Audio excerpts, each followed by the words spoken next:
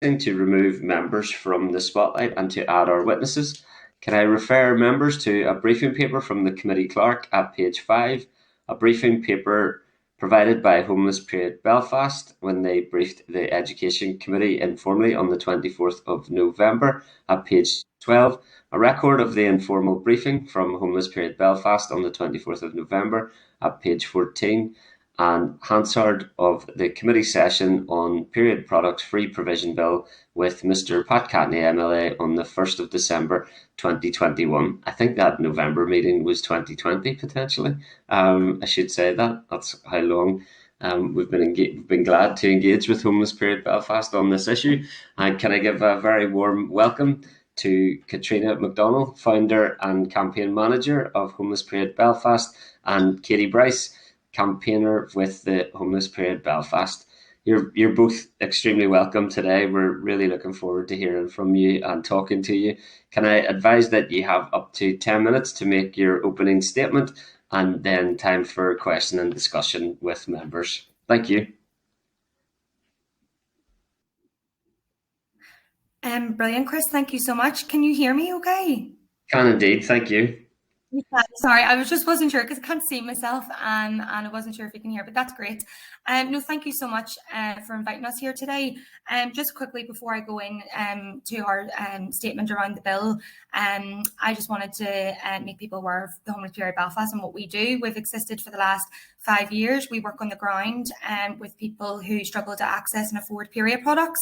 So that can be homeless people, rough sleepers, refugees and asylum seekers, people who depend on food banks, low-income families. The list really does go on, and we have seen a pressing need for free period products, and that's why we have been campaigning for the last 3 years for access to free period products to meet the need of people who struggle to afford period products because of financial constraints, but of course as well for any person that has a period and gets caught out by their period outside the home. So, of course, seeing this bill come to the floor of the Assembly, we're really, really delighted. So we thank you and the Education Committee for taking time to consider our reflections and views on the bill. We were delighted that the bill has reached committee stage and that there has been unanimous support for the bill in the Assembly, which we witnessed during the second reading last month. While this bill is a step in the right direction and we are encouraged by the work that is being done, we firmly believe that it does not go far enough. We are concerned that this is a narrow approach to a bill and feel it must go further to ensure people accessing certain buildings are not left out of obtaining free essential period items. But before we go into our broader views on the bill, we would like to start with our concern in Clause 1 around the arrangements for obtaining free period products and how this will be left to the department's discretion. Through our experience working with schools in particular and receiving feedback from pupils on the period dignity pilot scheme, we know that there is an expectation and preference for free period products to be available inside toilet cubicles or beside the wash hand basins in school. In a survey we conducted, 94% stated that they want period products to be accessible within the walls of bathrooms or toilets. So we fear that given the Department of Education or schools the responsibility and autonomy to decide where they provide the items could lead to pads and tampons not being placed where they are desired and needed most. If period products are placed elsewhere, it is inconvenient and awkward for people to access them. For school pupils especially, who are quite often already overwhelmed by the embarrassment that surrounds menstruation, it could deter them from accessing the items if they were placed in the nurse's office, for example, reception with their year head or their form tutor. Now, I sit on the steering committee of the Department of Education's rollout of the Period Dignity Pilot Scheme in schools. So I know that in some schools, this is how the Period Dignity Scheme is being rolled out. Items are being controlled by teachers or staff members, and pupils are having to leave the bathrooms when they take their period, present themselves as someone who needs the period product, and then return to the toilet to use the item. Now, would we expect the same if someone needed to use toilet paper? We at the Homeless Period Belfast believe the period product should be available in toilets, just like toilet roll. And so our amendment to this clause is the requirement for public bodies to place the essential items in toilets, first and foremost, and of course elsewhere that they deem appropriate. I'm now going to pass on to Katie, a fellow campaigner on this issue, who is going to speak about our reflections and views more broadly around the bill. Thank you, Katrina, and thank you everyone for having me here today. So when reading clause 2 of the bill, we were immediately drawn to which public buildings were not included in this. We felt there was a strong focus throughout the bill on healthcare trusts, boards, and of course educational settings. However, we really wanted to query why only these particular public service buildings were being considered. Based on a recent survey we created, there was an overwhelming response stating that while of course these essential items are desired in all educational settings, public opinion really suggested that there was also a high and equal demand for free period products in public toilets. Actually, 83% people stated this as their preference. Women's centres, community centres and youth clubs were at 85%, but when ranked in level of priority, healthcare buildings were actually ranked second last at 70%. So the most common answer to our question was all public buildings, polling at 96%, which really shows us that the general public see a real need for these essential items in all public toilets. We believe that there is a pressing need to legislate for all public buildings. And while we recognise that some of the buildings we have mentioned fall under local government, for example, public toilets, which are run by the council, we take the stance that Stormont should legislate that councils must provide free period products in all council-owned buildings, particularly in public toilets, where 83% of the people we surveyed ranked these buildings as their priority for the provision of free period products. For over 3 years, councils have made empty promises, dragging their feet with the implementation of a scheme, but still nothing has been done. And we're calling for this to be included in the bill, and we really urge parties to support us on this stance. And we hope that the Education Committee agrees that there is a pressing need to do this. After reviewing clause 1, and this is really just to enforce Katrina's point around accessibility, we are concerned about the procurement of these items for individuals who may not be able to easily access them, and the suggestion that these items should be acquired from chemists or via a card which a person should apply for online. Not only is this inaccessible for some, but we really believe that this method will only further add to the shame and the stigma. It can be embarrassing for people to approach another person about a sensitive issue like this, and we're really mindful of that. We suggest that these items be left in public spaces free of charge inside all public toilets where possible. If said person cannot access these items in a public space due to accessibility, we want to be assured that there will be options for that person to have the items delivered to their home free of charge, and we want to know how they can apply for this. In clause 4, we notice the suggestion that different departments may have autonomy over their own rollout. This does concern us slightly. We want to ensure that all who need to avail of these products can do so, and that some groups do not fall by the wayside. How can we be assured of this? We are concerned about rural areas especially, as well as individual rollouts not aligning. How can we walk away from these amendments assured that everyone we speak on behalf of will be represented? So really, to sum up today, we are of course delighted to be included in this conversation, and we are really pleased with unanimous party support for this bill as we see it through to its final stages.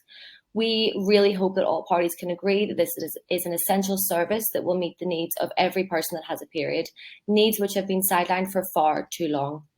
Not having free access to period products is not only a poverty issue, it is a health issue, a human rights issue, and of course a gender equality issue.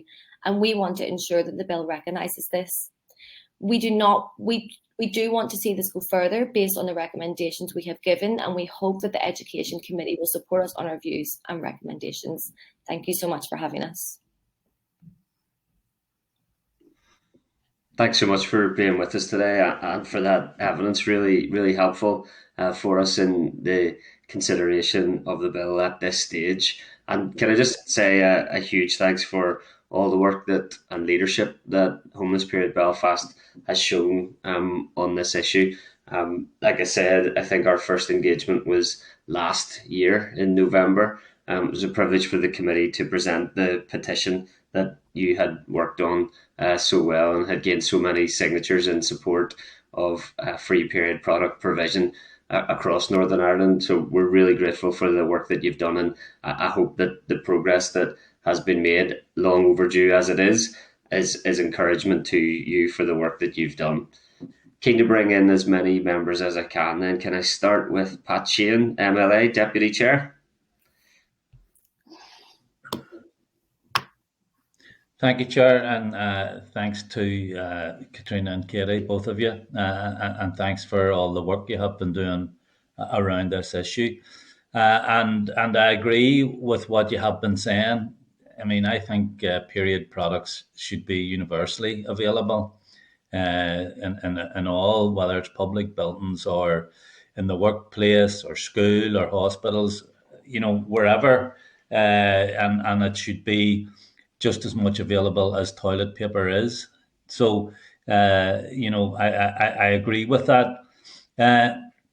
In terms of, we often say this about legislation, and people think we're trying to talk out of two sides of our mouth. But when it comes to legislation, we have to be very careful, because words sometimes have unintended consequences. So we have to be very careful with legislation that we don't end up with bad legislation, and then it comes back on us in a couple of years' time. But certainly, we would be happy in Sinn Féin to work with the proposer of this bill and see if we can expand it in a way that both of you have advocated.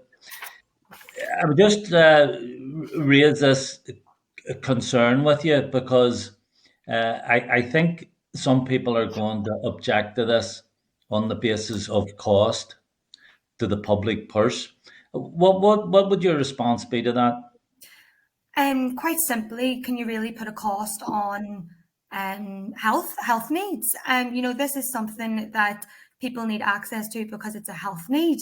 We're able to supply toilet paper, and like you so rightly said, you echoed our response in terms of we see period products just like toilet roll.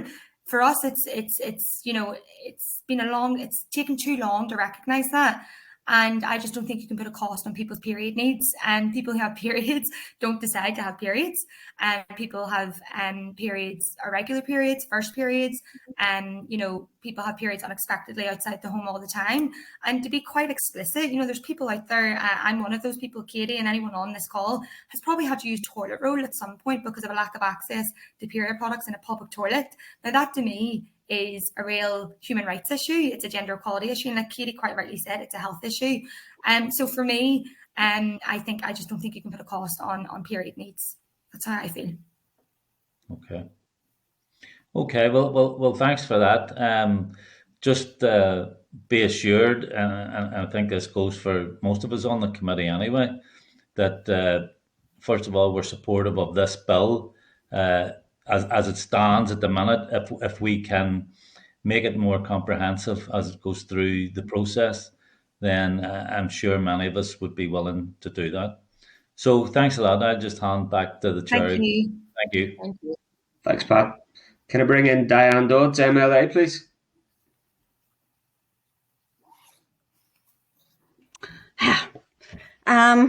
Thank you, everyone, for the presentation.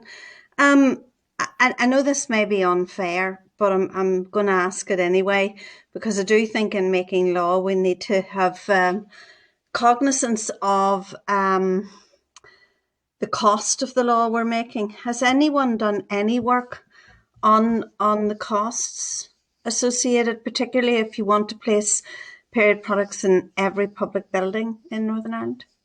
Is that a question directed towards us at Homeless Period? No, well, just from you've been doing a lot of work and lobbying and research on the issue. Of course, in terms of finances, that wouldn't be, our remit completely. We're a small team with not a lot of resources, but I did note in the explanatory memorandum, I don't know if I'm pronouncing that right, apologies, at the end, it kind of forecast 2 million for schools and 3 million for the public buildings that have been associated in that particular bill. So I do assume that it would go beyond that to fit all public buildings. So I assume it would be maybe up to 5 million. I don't know, I'm just throwing a number out there. But again, I really do stand by my point that I just don't think there should be a cost on women's or whoever has periods needs. Okay. Well, I accept it may not be entirely your remit, but it is the remit of the committee to consider the cost to the public purse. So it is an important issue in relation to the matter. I can't find anywhere, and I've looked, where there is actually any kind of reasonable business rationale as to how it's done. And I mean, in the Department of the Economy, when I was minister, we have had, and I personally think it's very important.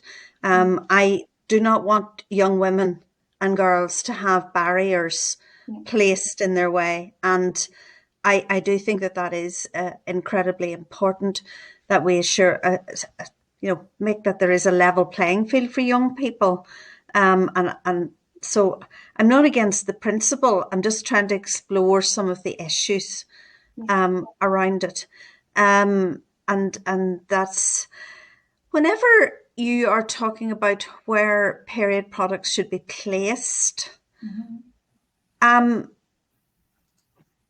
Is there an issue? I'm just trying to, because I don't genuinely know the answer to this. So are they more commonly placed in toilets, or are they, for example, more commonly placed with, I don't know, the school nurse, where you have to go and ask? What's your sense of that?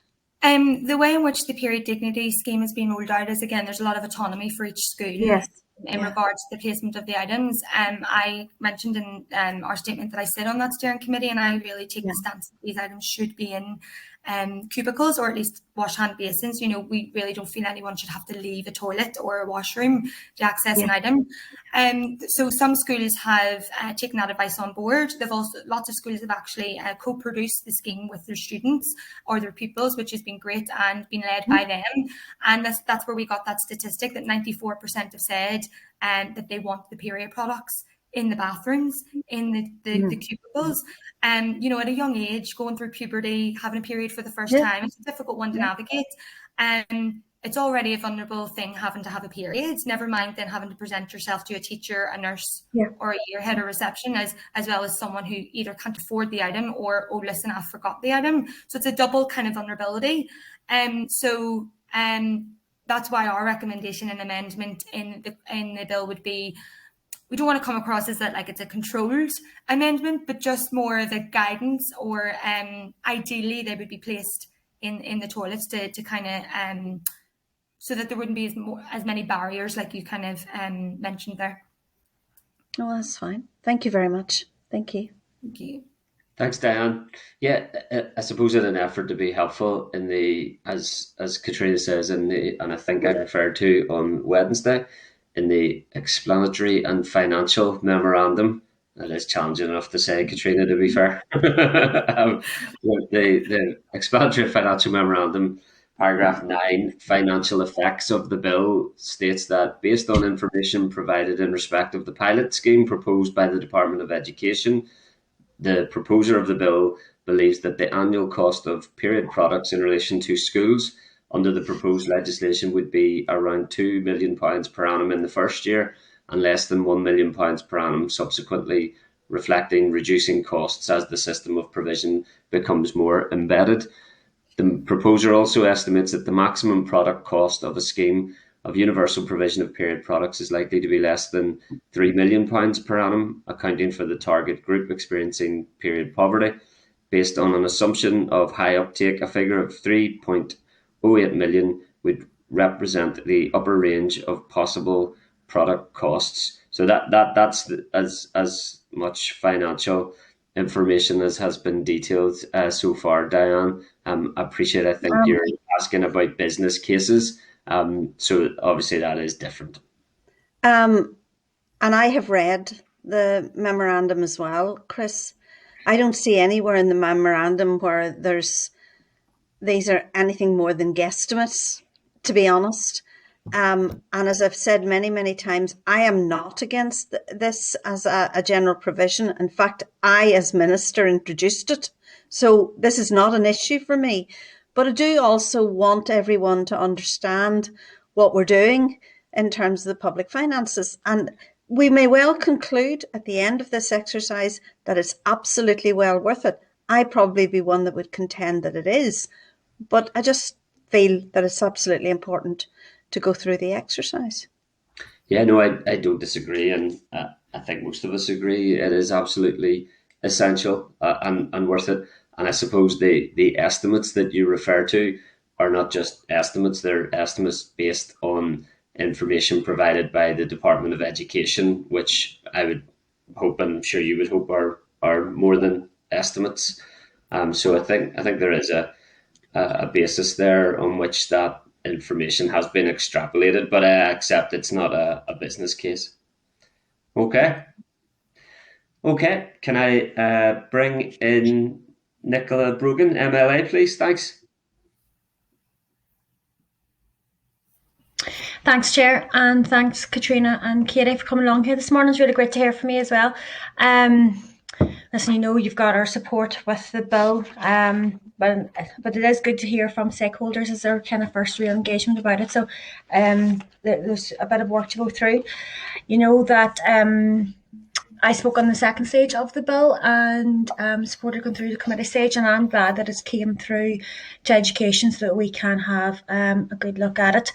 And Pat Catney, the bill sponsor, was here with us last week, and I'd raised this issue with him, and I'll raise the same one with you that I raised at the second stage, and that is about the kind of percentage of girls that miss school over not having access to period products. I think it's something like 49% of girls can miss school.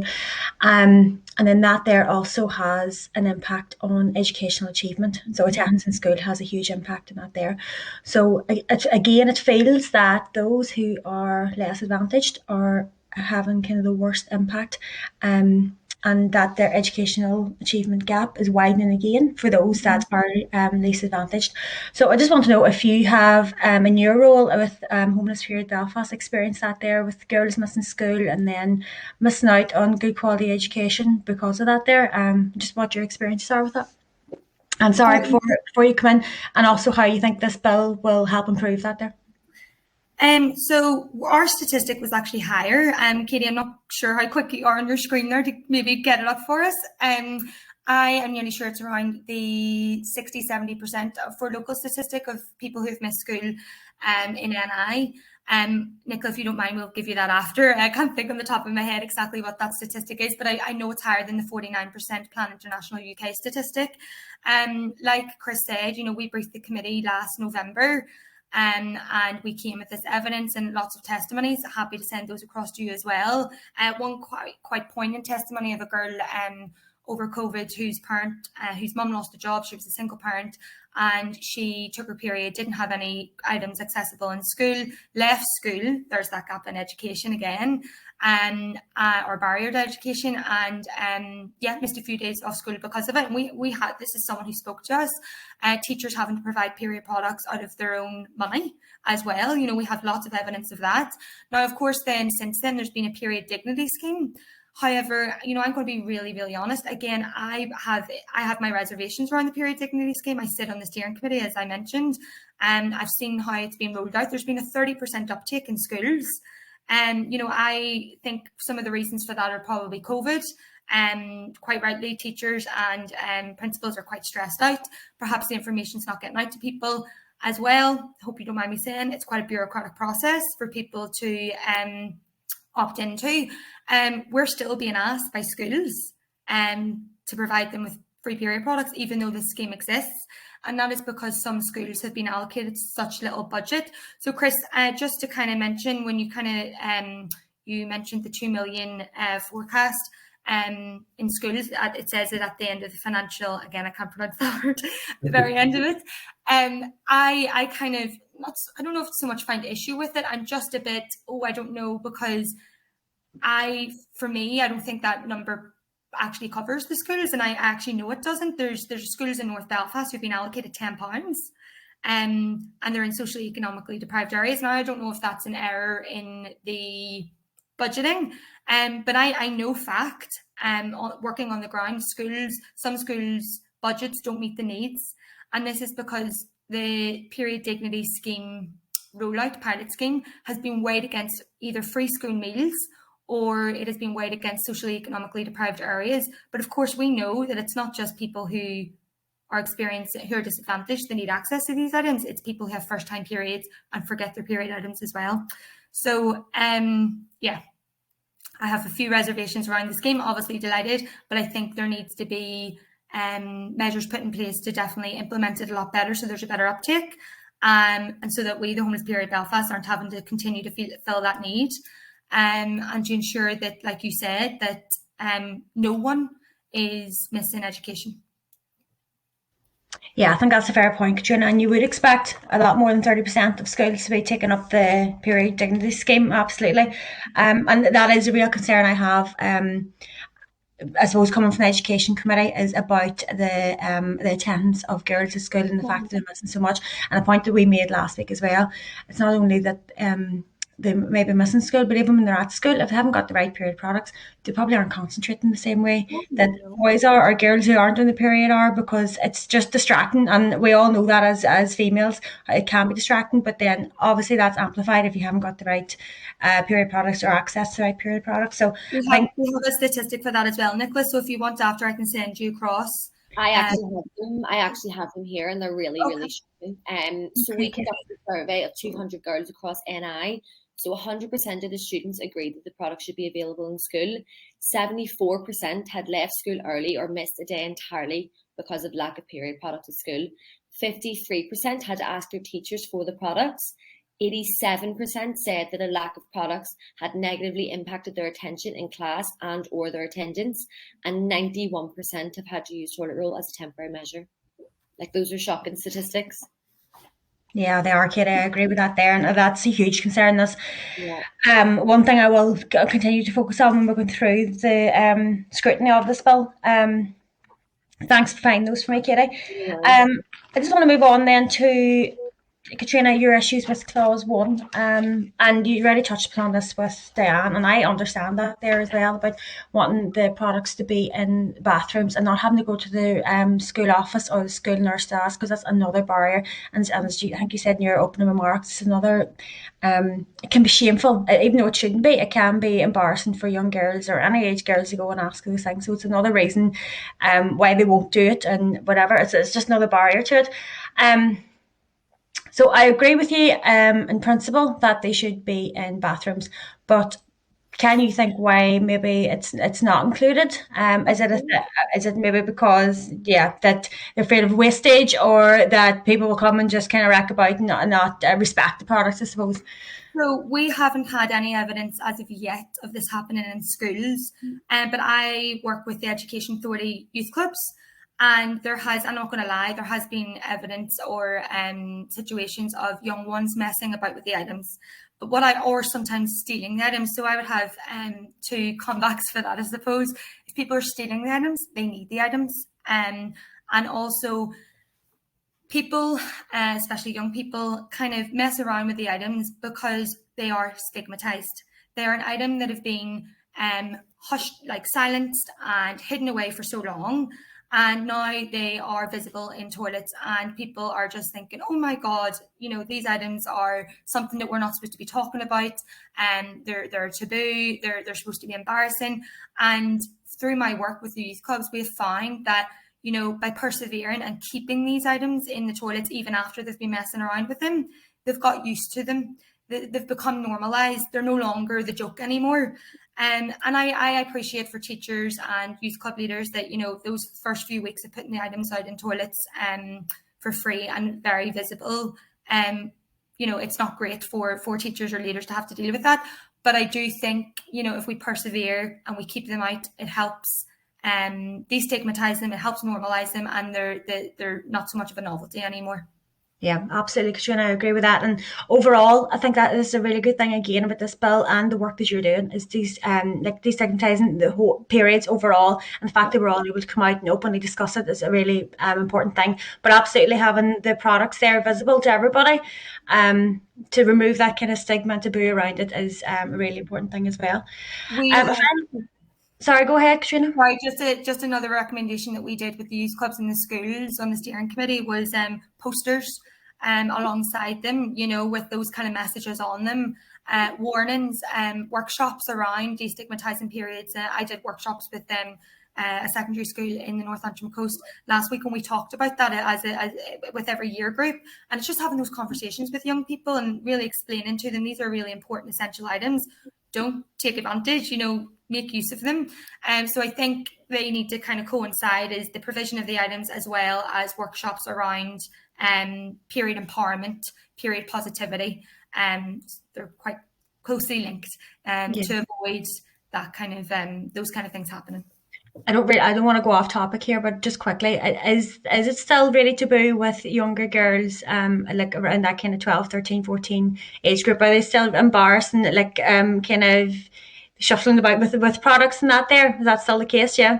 The workshop I did last week, we delivered it to from first year right up to upper sixth. The first years, the year 8 and year 9s were the most engaged, and we did it with boys and girls. That's another thing we would say, include boys in the conversation. We need to have them involved. We need to welcome them in. And the year 9s and year 8s just thought it was brilliant. They actually engaged a lot more. It was more the year 10s and 11s that we have found there's a bit of a pattern of embarrassment and still getting a bit awkward. But yeah. That's great. Thanks for that. And that's another very good point about including boys in conversation, because it affects men throughout their lives as well. Like women having periods now, that affects men. So I think that's a valid point. The last point I want to touch upon is about the type of period products that will be available. I think it's in clause 1 as well, that it's up to the Department of Health to consult about which products are available.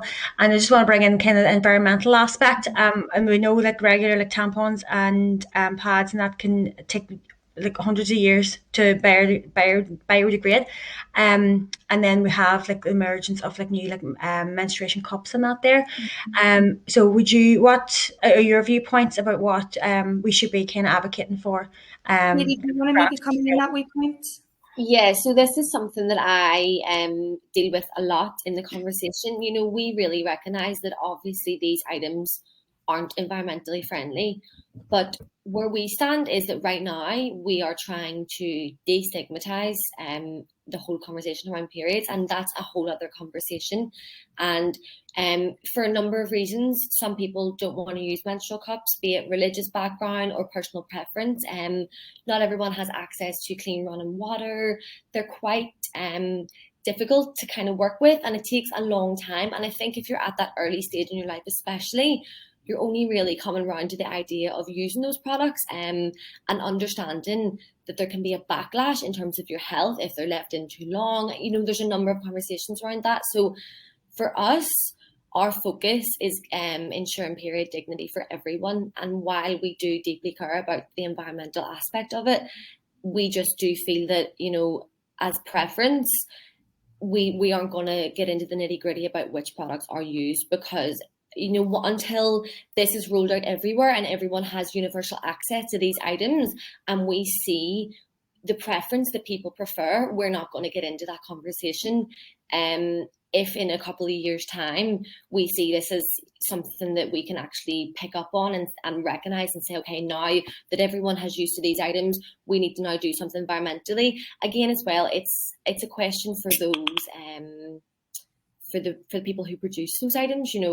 That's a whole other dialogue. But for now, we do just believe that universal access, no matter what the item is the most important thing.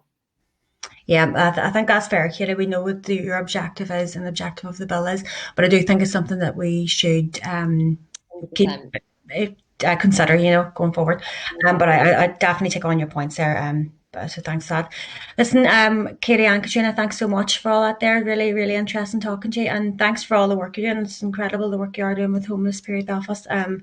So well done, and thank you. Thanks, Chair. Thank you. Thanks, Nicola. And I suppose a couple of points that follow up as well. And I know we use the toilet paper analogy quite frequently, which even in itself is sometimes unnecessarily taboo as well, isn't it? But if people, regrettably, on a very small number of occasions, misuse and abuse toilet paper, but that would never lead us to remotely consider taking toilet paper out of toilets to have to access toilet paper in a different room or location. So the toilet paper analogy continues to come in handy here. And in relation to the taboo issue, I've actually found women a similar age to me still encountering taboo and experiencing taboo around free period product provision because it has been taboo for so long. So I think obviously destigmatizing and breaking that taboo is so important. And interesting, Katrina, that you say that year 8, year 9, girls are really open to that, and a emphasis on including boys as well, because there's a generation plus of taboo to overcome there, isn't there? So we inherit that. It's a generational kind of shame. We inherit that shame. So there's a lot of work to be done. That's why with our workshops, we welcome everyone. We want adults to come, because they're still shrouded in that kind of shame as well. But hopefully, we do see change being made in terms of the conversation. Even this today, having a conversation. Even you, Chris, back in November last year, talking about tampons and pads on the floor of the assembly. It's quite revolutionary. So I think we are getting there. Absolutely. Okay, let me bring in Daniel McCrossan, MLA, and then Justin as well. Daniel. Hi, Chair, and thank you to Katie and Katrina for taking some questions for us and for the very detailed answers and response. I just have a number of points, Chair. Quite a bit of it being covered. Well, first of all, the point I wanted to raise was just listening to what you were saying there about DE. So, the report of allocating only £10 to a school as part of the DE pilot, is obviously a bit of an issue. I'm a bit concerned about it. I picked up on this, and I just can't believe it's only 10. But the committee should, I think that we should, and I'm going to say this to the chair after, it should be asking for a report on how this is being allocated and what funds have been allocated, including resources, because this is of concern. It needs to be taken a fair bit more seriously than £10, but just typical of the department to take such an approach. Have you any thoughts on that in particular before I fire a few questions your way? Yeah, I can come in on that. So £10, sorry, I should have elaborated a little more. £10, any school that got allocated £10 is a primary school. It wouldn't have been a secondary school.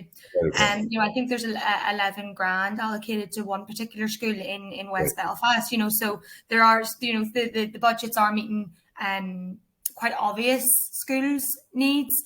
But the £10 is mostly allocated to primary schools, which have boys and girls. But where they've kind of gone wrong in that is that they've estimated that only primary 6 and primary 7 and a handful of girls from that year will have their period, when actually we know as young as P4 can have their period.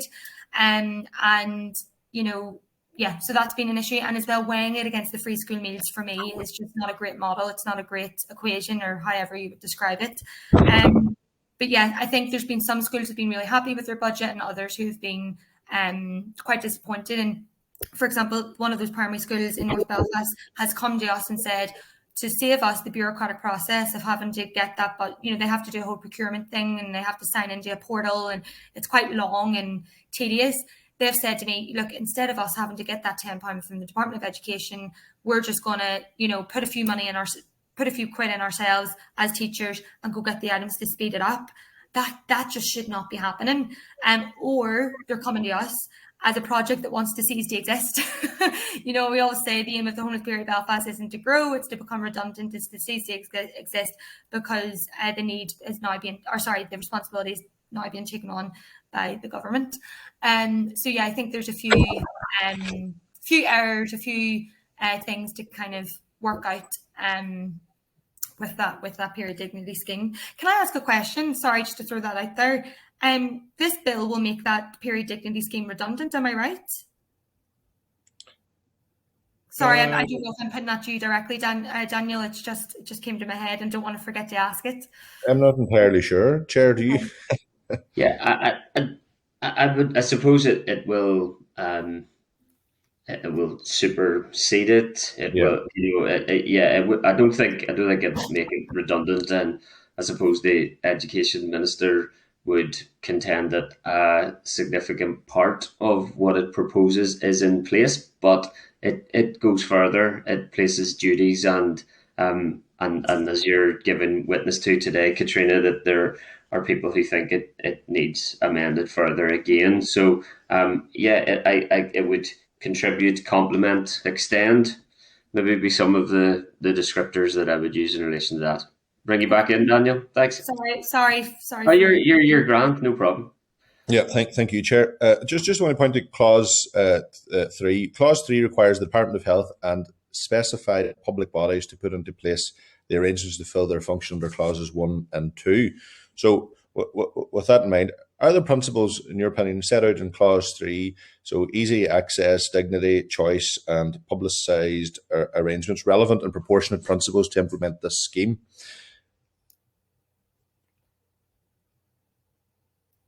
Sorry, I'm not sure if I understand the question. Say that again, Daniel. Sorry, I didn't catch that either. Apologies. Go ahead. Are the principles set out in Clause 3, which is easy access, dignity, choice, and publicised arrangements, relevant and proportionate principles to implement the scheme?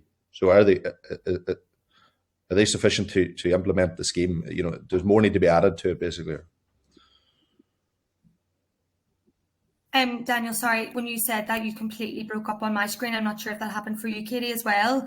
I'm not getting this at all. Daniel, what are the 3 principles again there? Easy access, Yep. dignity, choice, and publicised arrangements. Oh, okay. And your question around that is, are we happy with that? Do we agree with it? Yes. Are they sufficient to implement this scheme? You know, or does more need to be done? No, I think that's good. I think definitely easy access. Perhaps we could go a bit further in elaborating what the exact process of easy access would be. And then publicising is a massive one for us. And I think that's maybe where the period dignity scheme has lacked, is that, that public awareness, the advertising of it. So I think definitely with this kind of thing, we need to do more in publicising that and making everyone aware that the scheme exists. Yeah, okay. Clause 4 provides for guidance to be published and maintained. Do you think this clause will achieve the objective of coordinating the implementation between departments and public bodies? And would you change it in any way? I'd imagine that would be quite a tricky process to keep note of that. I'm not entirely sure how to answer that question. I think Katie would agree with me.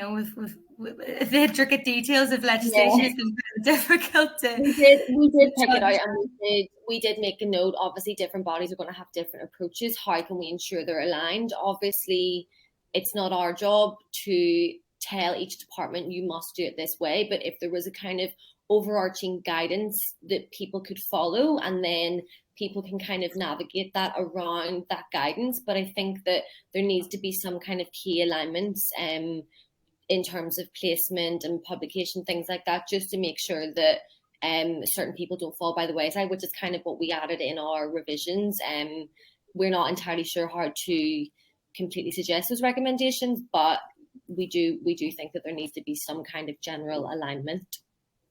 Okay. And just to finish with this, Chair, Clause 5 requires every public body to publish how it has had regard to the guidance issued under Clause 4, and requires each public body to consult about the availability and quality of the products being issued.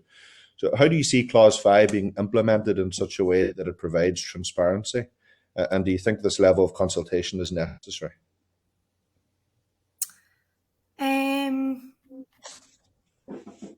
Sorry, I'm just trying to read Clause 5 at the same time while you're reading this out.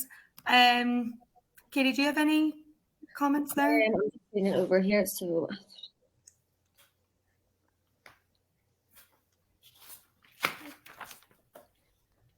I mean, I wouldn't say we're entirely versed on the intricacies of the bill, but to our best understanding,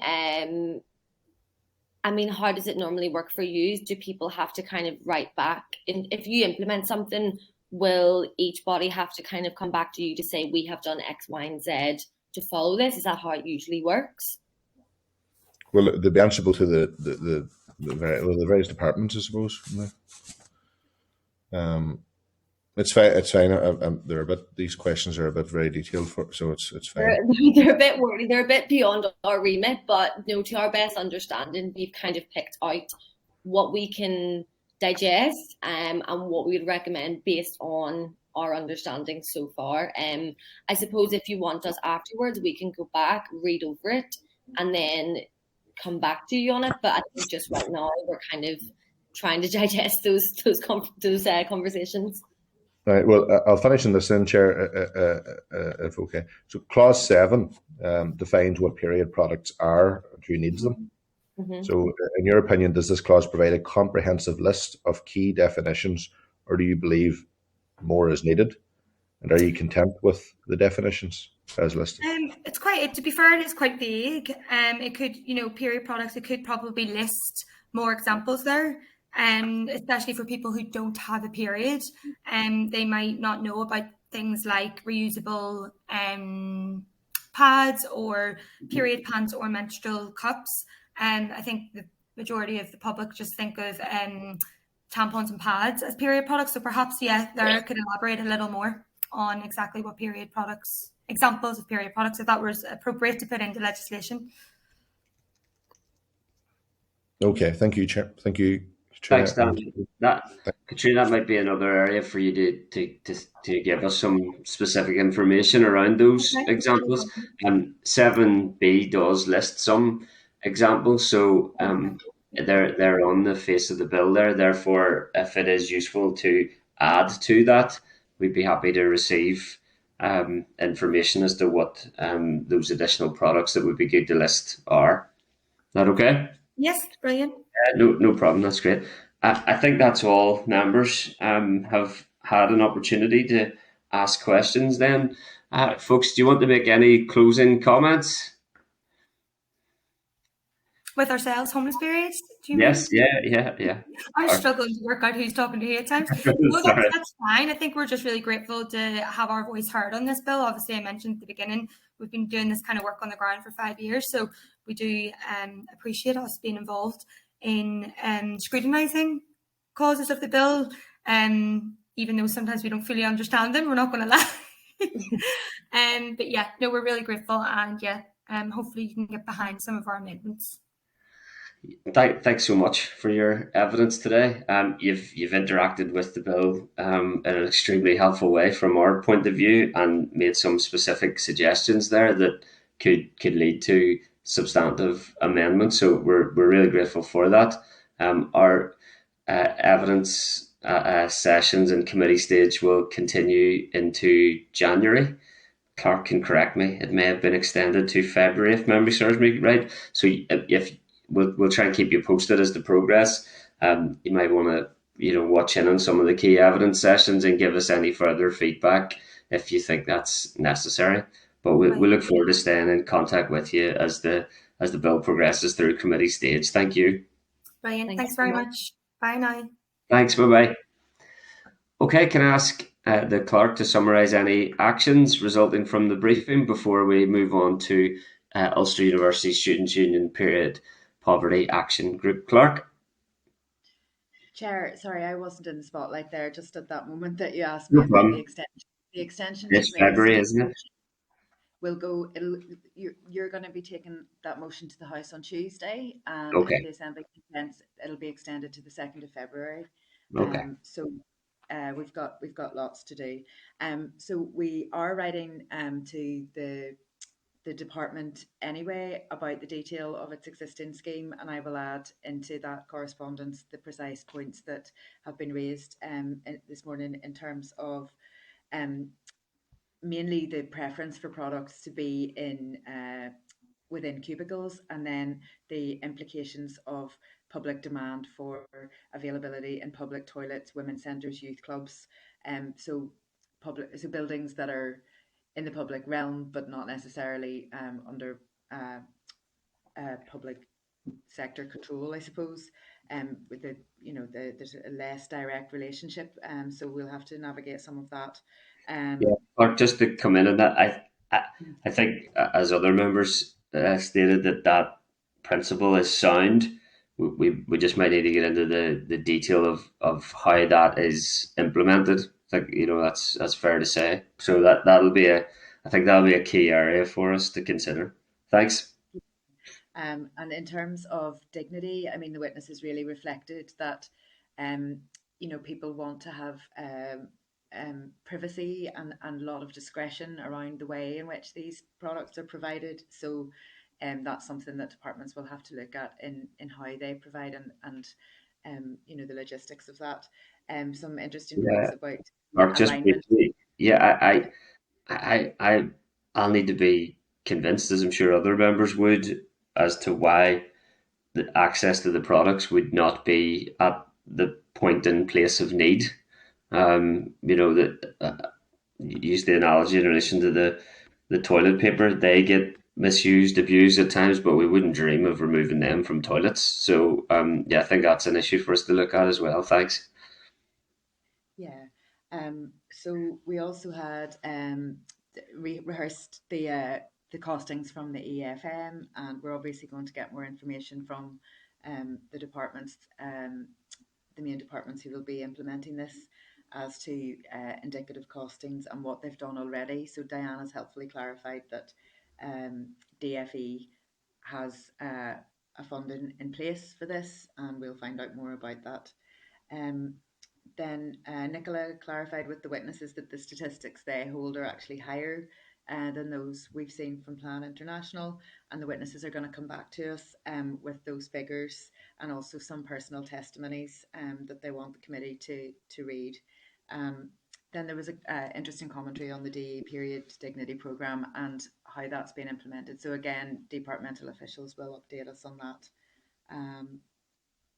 Yeah, so bureaucracy I think is something that would be problematic. So we'll find out about that. And I'll represent those in the correspondence, Chair. Thank you. Okay. Thanks for that. Members, I'm conscious we're tight for time here as well. So content to agree those actions? Agreed? Agreed. Thank you.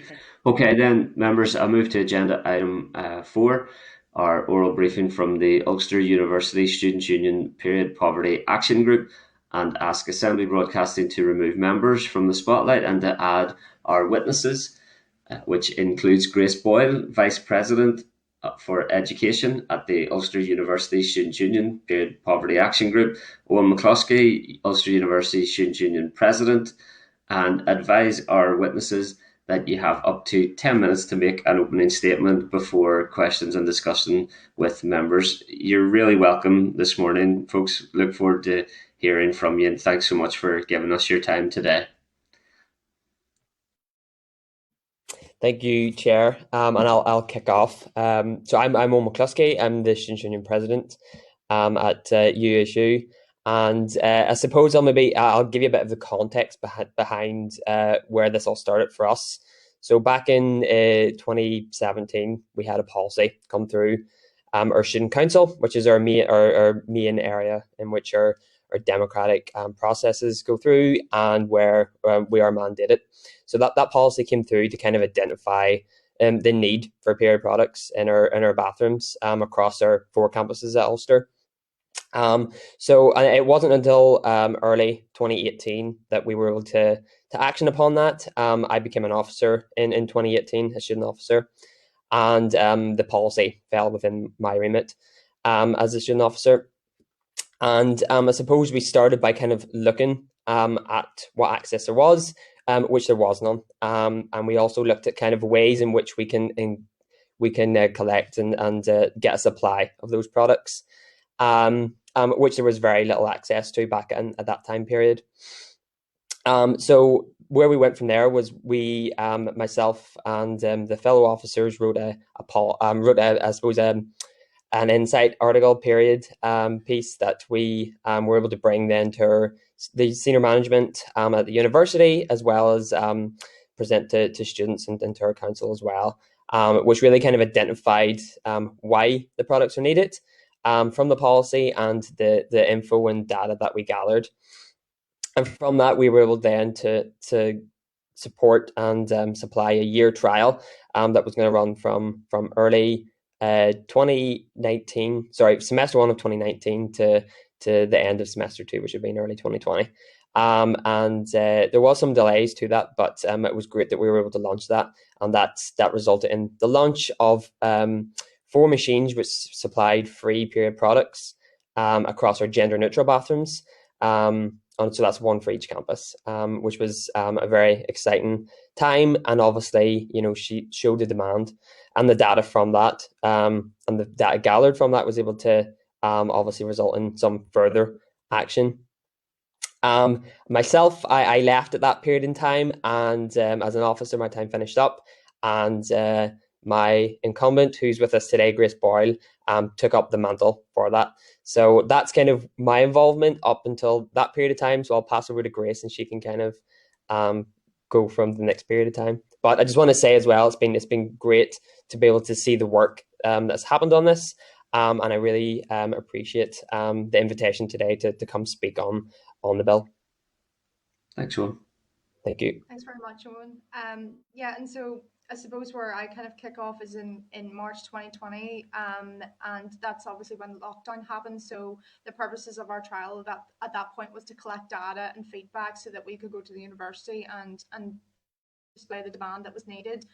We have quite a lot of bathrooms across the 4 campuses, so we were only able to obviously supply the 4, and that was resourced by our campus VPs as well. So it was entirely student-led project that we were collecting data for, so that we could present this as a whole piece to the university, so that the demand would be recognised at that level. And then lockdown happened, so we couldn't have collected the data that we wanted. We did get a lot of anecdotal kind of testimonies coming through of the use of the service, and that it was great for debusting stigma, and that it was really needed as a service in Ulster. And also it kind of highlighted that there was no dispensers whatsoever across the 4 campuses, and that was such a shock to me as a student in Ulster, as I was someone who had got my period on campus in first year, had ran around the campus to find a dispenser, to find a product, and there was nothing in sight. And our on-campus shop had closed at that point, so I couldn't even buy a product, so I had to use toilet paper, and which is something we don't want to do. So from that, and we were all locked down, I got in contact with the NUSUSI, Ellen Fern, and we started up the Peer Poverty Action Group with QBSU, and I would like to say the QBSU sends their apologies. They're all in a meeting today and can't attend, but they do send their apologies, and it would have been great to have them here today as well. So over the course of that year in lockdown, we had planned to what we were going to do for provision on campus, and to have more of this the service on our campuses, and that was a challenge with lockdown. We had a lot of barriers in place with touch points and with the states and with the facilities not wanting to put any additional touch points on campus. So it was a really good space for us as a national union to work together and see where we can collaborate. We were very fortunate in November as well to have Pat Capney in one of those meetings to help shape the bill and to see where we were coming from with our perspective on period dignity and period poverty. So it was great from that point. And now we're sitting today as from August with funding from the Department for Economy, which was £2,600 to have our service relaunched in our 4 bathrooms. And what we've identified now is that our campus VPs are still replenishing that stock, but there's obviously more usage in different campuses than others. Our Belfast campus has seen a significant amount of restock with the three times a week, which cuts into our VP's daily jobs as well. We timed it that it takes 7 minutes for a campus VP to restock the products. The need is obviously there, and it is accessible. We've also launched a survey to collect some data around not only the accessibility of the service for the department, but also from that educational awareness around why period dignity is needed. And I would like to also say that Katrina has been really, really instrumental in helping us with workshops and talks to make sure that we're understanding period dignity. And also, as she mentioned earlier, to have that male allyship involved, because even talking to university staff, even female staff, it is oftentimes a very taboo and and difficult topic to talk about. So to get to this point has been really, really instrumental, and we would like to also thank Pat for being so given with his time with me on the phone. He rings me often to see if this is the direction that we want to go. So it's been great to have him as an ally there as well. And I suppose that's where we're at this point. We are struggling with stock in Belfast, particularly. We have reordered stock, and that is yet to come in from the department from that departmental funding. So what we've had to do in the meantime is use our surplus stock that we had in our first trial to replenish that bathroom in Belfast. Now I've worked with the Belfast School of Art and they've launched with funding through Totem. For bathrooms with the supply of period products as well, and they've ran into the same resourcing issues too. But what we can see is that the need is there and people are using it, and even the survey results that I have is coming through, and probably that you've heard again is that I've had to use toilet paper instead of period products if I've been caught out on my period. And it's those kind of stories that come through is the same things that we hear over and over again, and what we are trying to do at the end of the day is to alleviate that embarrassment and that stigma, and to make sure that we have a big university, to make sure that there is a provision across the whole 4 campuses, which will now be 3 campuses, but with the addition of the new Belfast build. So that's where we are up until this point, Chair. Thank you very much for letting us speak. Thanks so much, Owen and Grace. Coming across loud and clearly there, just the extent of the need and the extent of the usage. So would you like to emphasise that, Grace? Can I ask clearly the free period products that your project has provided are being widely used? Yeah. Yeah, it's being widely used now. With our other campuses, we are wanting to expand the locations because we know that the accessibility of where they're sitting within our own SU bathrooms. The funding that we have been allocated is for our SU provision, and we have they're right beside our catering areas, and up for a long time. And Owen could probably talk about this. We had a catering issue where we hadn't that particular space in particularly Magee and Coleraine is not as frequent with footfall. So we are wanting to move our provision to the library where students and staff will have more of a footfall access, but in particular for the Belfast campus, which was in a gender neutral bathroom that would have a lot of footfall going through that area. Our campus VP Robert has had to restock that 3 times a week when it's usually only meant to be once a week. And so he's identified that there is more stock take from that particular bathroom. But I would say if our stock within Coleraine and Magee was located in a different area, we would see the same provision. So what we have seen is that it's not, we don't get the same amount of usage throughout the different campuses, but the need is there, and it's making that need accessible. So we have launched a survey, and we have posted on our socials now and worked with the university to make sure that service is accessible to everyone. There was a global email sent out, so we are wanting to see that provision have a better uptake come next semester. And do you think this bill would help you to meet that need? Yeah, it would definitely help, even for the bill coming through. I've certainly had more messages from students and staff within my inbox. Even working with the Belfast School of Art, they've seen even from when the Scottish bill came forward that yes, this is an issue and this needs to be tackled, and it should never have been an issue. It always should have been universal access. Thanks for that, Grace. I'll bring the other members in then. Can I invite Pat Sheehan, MLA Deputy Chairperson, please? Thanks. Thanks, Chris. Sorry, I just muted myself there again. Thanks, Chris. Thanks, Grace and Owen both. I agree. Just the last point you made there, Grace, that period products should be universally available. However, Some will argue, and I certainly won't, but some will argue that the cost for that is prohibitive. The point has already been made, the toilet paper is universally available, and no one would think of cutting back on that on the basis of cost. So what would you say to those who put forward that argument? Thanks. I would say that I would obviously rebuttal it, because we've known from when we bought stock in bulk that it's cost effective, but it should never have had to be something that is considered at a cost level. This is an issue that is that 50% of the population have involuntary. It's an involuntary act that those who menstruate have every month, or however often they menstruate. So it should never have been in consideration that this is a financial implication. It has always been a gender and health issue.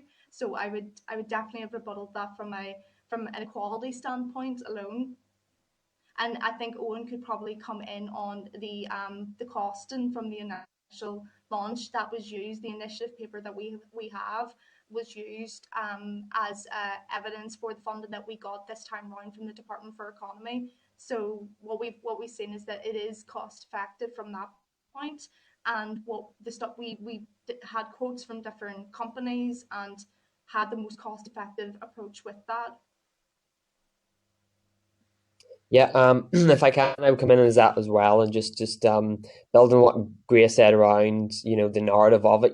For us as well, it's about, the education, and obviously within a higher education institution, we don't want students, that come in and this is affecting their education, because it is, if they can't access period products, such a simple basic need on campus, how can they be expected to fulfill their degrees? And that case that Grace used, that was a clear example of just how students are being affected by it. And then in terms of financial aspect, I think, from my experience, whenever I tried to first launch it, that was the resistance in which we were getting.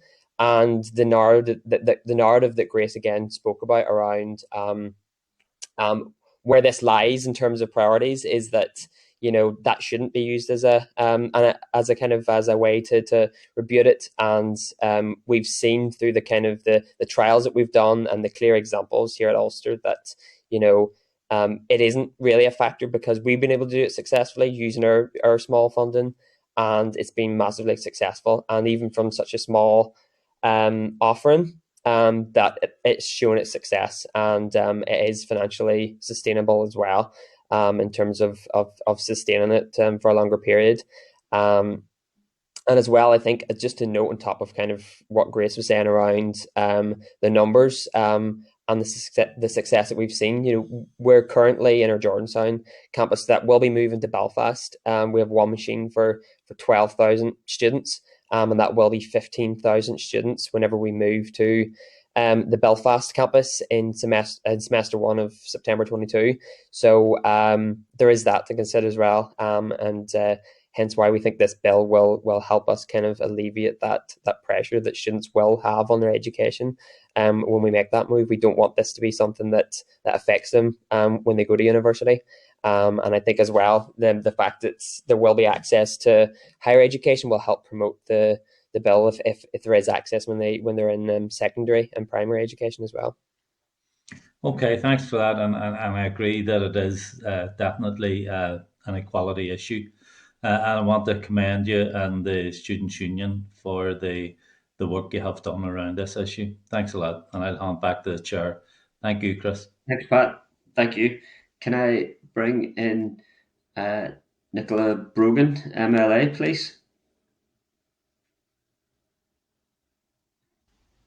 Thank you, Chair, and thanks, Grace and Owen. Again, it's great to hear from you this morning. The work you're doing is really, really incredible and really, really important. So well done for that there. And it's really important for us to actually hear from you as well, those who are on the ground and facing these issues. So when we're going through the clauses and the details of the bill, to get that kind of information from you on the ground. So I appreciate you taking the time to come in and present that to us. Owen, I had mentioned this last week with the bill sponsor Pat Catney, and then in our previous session there with Katrina and Katie about attendance at school. I'm sorry if I'm making you repeat yourself, but that is an issue that I am really concerned about. The stats I had were outdated. The stats then that they were able to provide me this morning was that 74% of girls had missed school. I don't know if you have any statistics about university and kind of the rates of classes being missed by girls who don't have access to period products at university. I don't have those figures. I think probably because it's a bit more inconsistent with universities given different sizes and those factors. I don't know, Grace, has it been anything from your side of things? Yeah, within our our survey, what we have seen is that more people are saying that this was an issue that they had in school. And I suppose what has happened from that point on is that they've gotten used to making those makeshift pads and toilet paper, and that's become kind of second nature. So the comments that we're seeing coming through in our survey is that this is an issue that I had in school, and we're great to have this provision. And I know Katrina's been working really hard in that area as well. And I suppose these people had been in school long before that the homeless period was concepted or was about. But I suppose that's where we're coming from, is that people are now used to just making those makeshift kind of toilet roll products and stuff, and it's just become ingrained kind of within the psyche. But that's anecdotally, that's just coming through in comments when we're asking about why this provision is needed. Yeah, and again, I suppose even though people might be used to doing that there, I think it would still impact their learning in university as well, like another kind of distraction. So it's just a point that I will continue to make whenever we're discussing this bill. So thanks for that. The other point I want to just make as well, Grace, you had mentioned this at the start, and I forgot to say it in our last session. I think it's a really important point to make. It is not just about period poverty. It's about having access for everyone, even who can afford period products, but who just might not have it at that time. I think that's a really important thing, just as an overall kind of concept, that it's about women's health, and that it should be accessible to all, and nobody should be kind of left without it. But obviously, I suppose, from my perspective, I'd be more concerned about those that can't afford it now, but it should incorporate all. So I'm just glad that you clarified that as well. The other point to come in that, Nicola, as well, is that that's something that we kind of constantly get kind of backed with, even from conversations in the university, and it's changing now. But what the narrative has always said is that we should only be using it as an emergency service, and we kind of want to move away from that, because this is providing period dignity for everyone who needs this, and should be able to have universal access. No one would go into a bathroom with a toilet roll.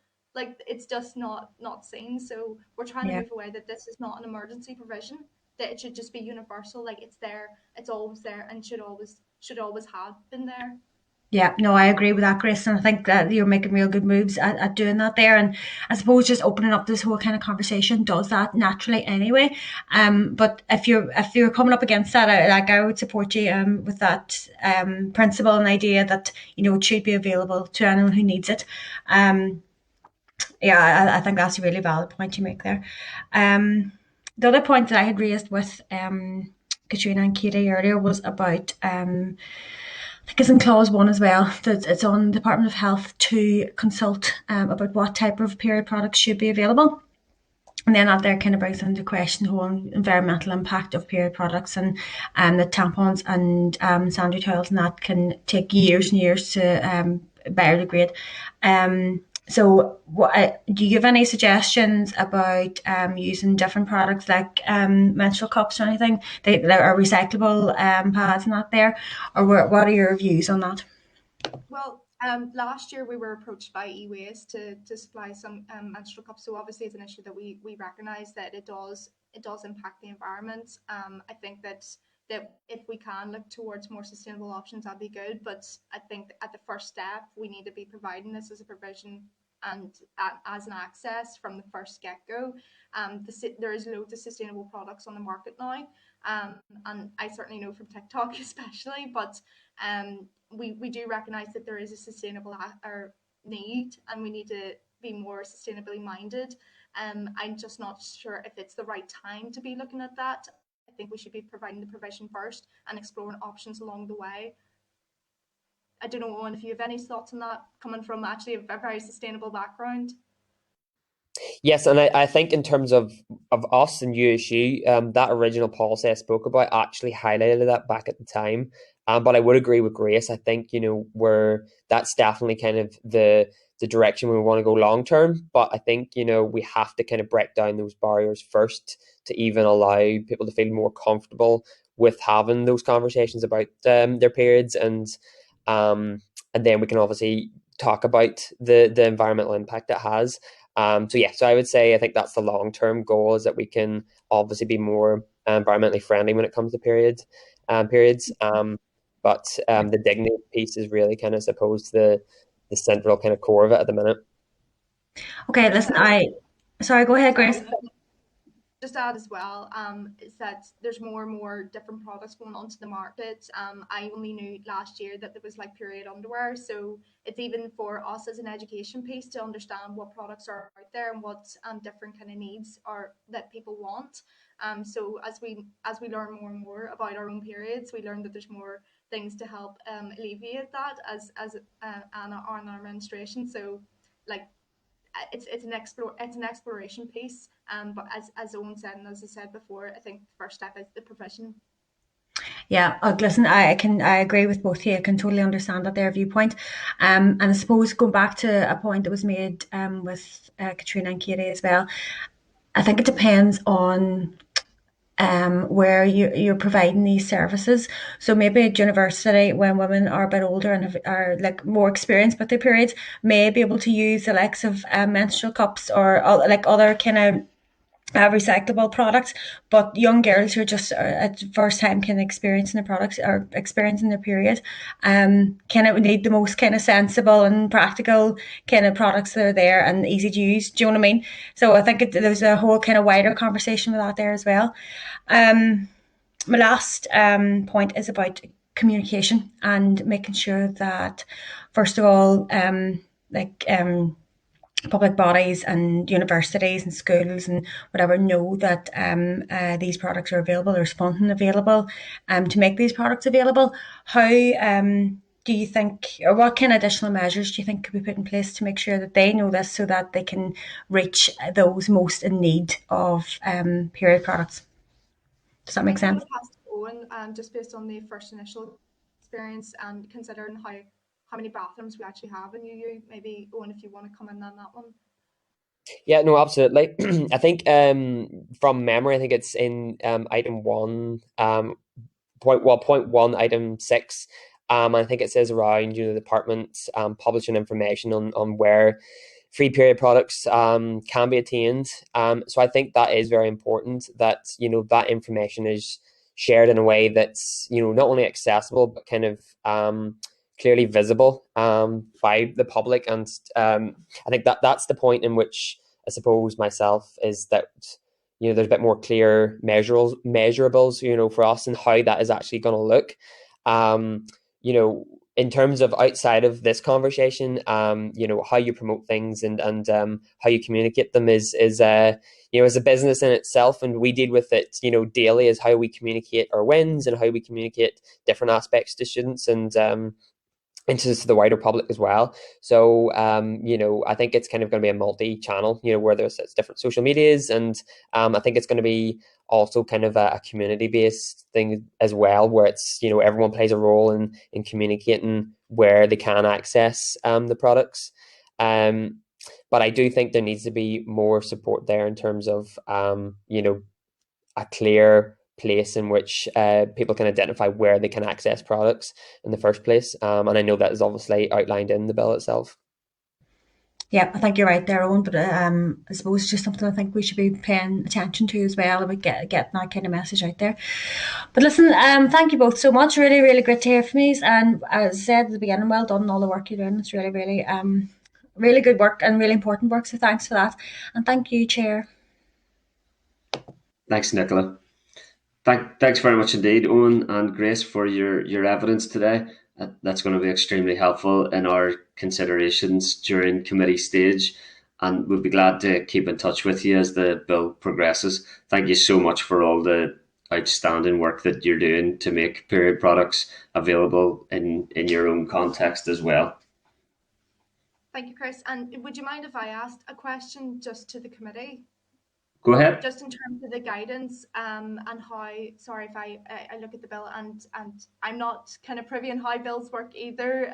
So if you bear with me just for a moment, what we've kind of recognised within the bill is that it's really good at being really flexible with each institution and with each of the public bodies and how they're going to deliver on this mandate.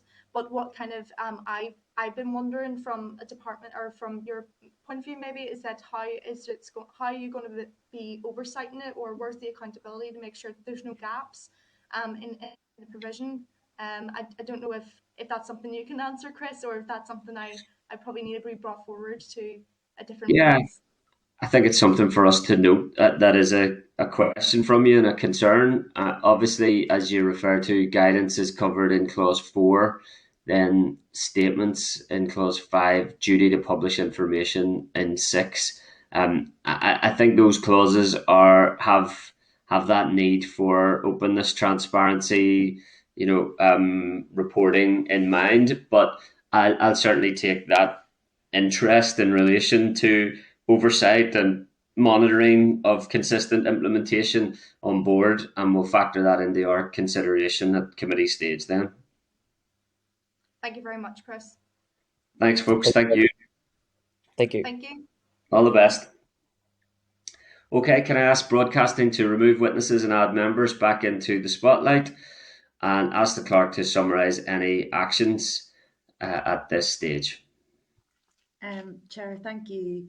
That was both the sets of witnesses have such a lot of experience in administering these schemes that I'm sure when the bill comes into force, the departments will be mobbing them to get advice, particularly that UU kind of for campus experience. Yeah, that's been alluded to there. So one of the main issues that was raised was about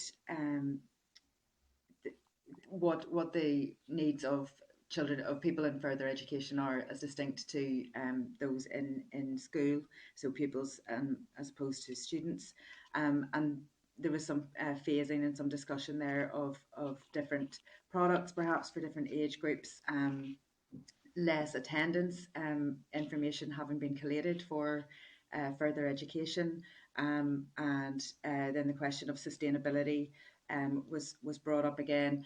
The witnesses seem to want to prioritise dignity over sustainability, and I suppose eventually that will be a judgment for the Assembly to make.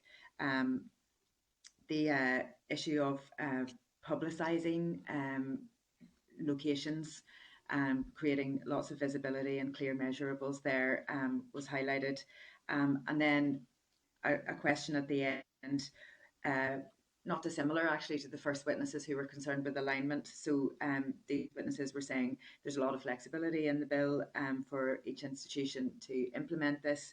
Where will the oversight be to ensure the alignment and to ensure that there's monitoring and consistent implementation? So I think that is something as well that we can put to the sponsor of the bill. Okay, members content to agree those actions, or any other comments? Content? Content, yeah. Thanks. Daniel, I think you're on mute there. Just check.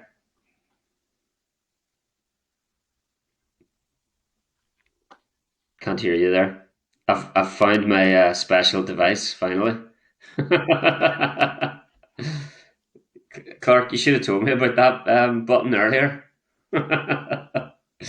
Okay, members. Oh, why that's happening actually? There's no name beside his name. Yeah. I think there was a degree of contentment. The chat function's there if there's anything urgent, Daniel. Otherwise, members, any other business? No. Okay. The date and time of our next formal meeting is as it stands, it's next Wednesday, the 15th of December at 9:30. Although, Clark, I think there is a possibility of us hearing from Tiny Life in relation to the flexible school starting age on Tuesday morning. Is that a possibility? That is a possibility if members are available, yes. So I'll email round. Okay. Yeah, those are available to come to I a just formal meeting. grateful for that. I just know there was a bit of a response to our hearing with the department yesterday in terms of there being one or two concerns with some of the proposals that are being made, and given the consultation finishes on January the 4th, I think it would be useful for us to hear from a key stakeholder or two, if possible, before then. So we'll keep you posted on that, members. Okay, Clark? Yes, Chair, thank you. Okay, thanks, members. Committee Okay. meeting does now adjourn. Thank you. Thank you, Chris. Thanks. Bye bye. All right, bye.